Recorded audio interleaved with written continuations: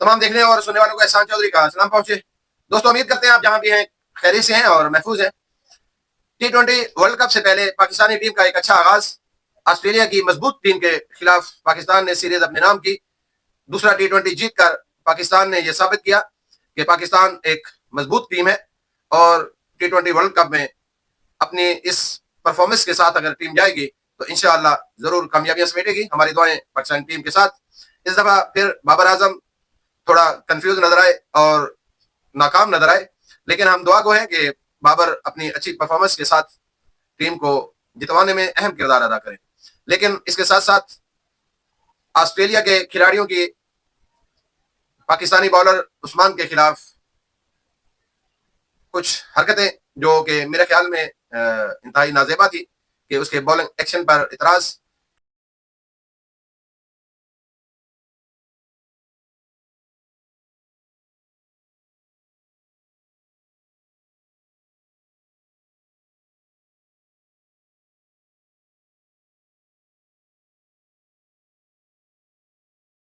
کیونکہ آسٹریلیا کے batsman, Australia کی ٹیم ہمیشہ سے یہ ایسا کام کرتی آئی ہے کہ جب وہ ناکام ہوتی ہے تو وہ کچھ نہ کچھ ایسی حرکتیں ضرور کرتی ہے کہ جس سے کسی کے بالنگ ایکشن پر یا کسی بالر کی بالنگ پر وہ اٹیک کرتے ہیں۔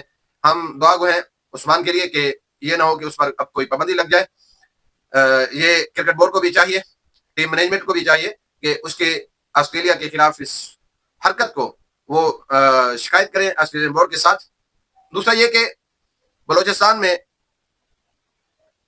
پچھلے 2 دن سے دہشت گردوں نے شہر کے بلوچستان میں مختلف شہروں میں اٹیک کیے، جس میں بہت سے لوگ بھی شہید ہوئے، لیکن سیکورٹی فورسز کی بروقت کارروائیوں نے ان دہشت گردوں کو جہنم واصل کیا۔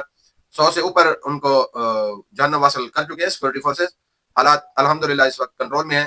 یہ وہ کتے ہیں، یہ وہ خبیث لوگ ہیں جو انڈیا کے پیسوں پر پلتے ہوئے، انڈیا کے کہنے پر چلتے ہوئے پاکستان میں دہشت گردی کرتے ہیں، پاکستانی علاقوں میں بدامنی پھیلاتے ہیں۔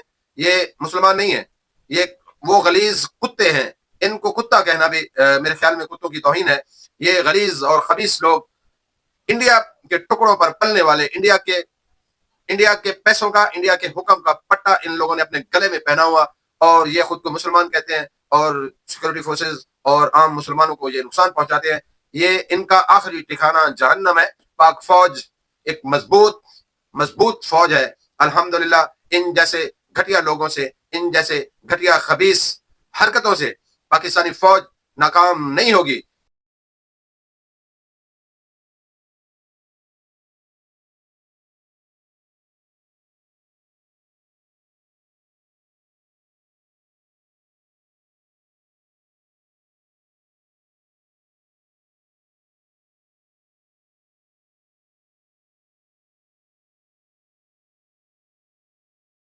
انشاءاللہ ہم پاک فوج کے ساتھ ہیں، پاک فوج کے لیے دعا گو ہے، اور پاکستانی فوج انشاءاللہ ضرور کامیاب ہوگی اور پاکستان میں امن ہوگا۔ اور انڈیا والوں تم بھی سن لو، تم ان حرکتوں سے پاکستان کو شکست نہیں دے سکتے، پاک فوج کو شکست نہیں دے سکتے۔ تم ڈائریکٹ سامنے سے وار نہیں کر سکتے، تو پھر ان جیسے کتوں کو پالتے ہو، خبیث لوگوں کو پالتے ہو، پھر جا کر تم دہشت گردی کرواتے ہو پاکستان میں۔ انڈیا ایک دہشت گرد ملک ہے، انڈیا ایک دہشت گرد ملک ہے۔ وہاں کے لوگ دہشت گرد لوگ ہیں، دہشت گردوں کو پالتے ہیں، دہشت گردوں کو سہولتیں دیتے ہیں، اور یہ اب پوری دنیا کی آنکھیں کھل جانی چاہیے کہ انڈیا ایک دہشت گرد ملک ہے۔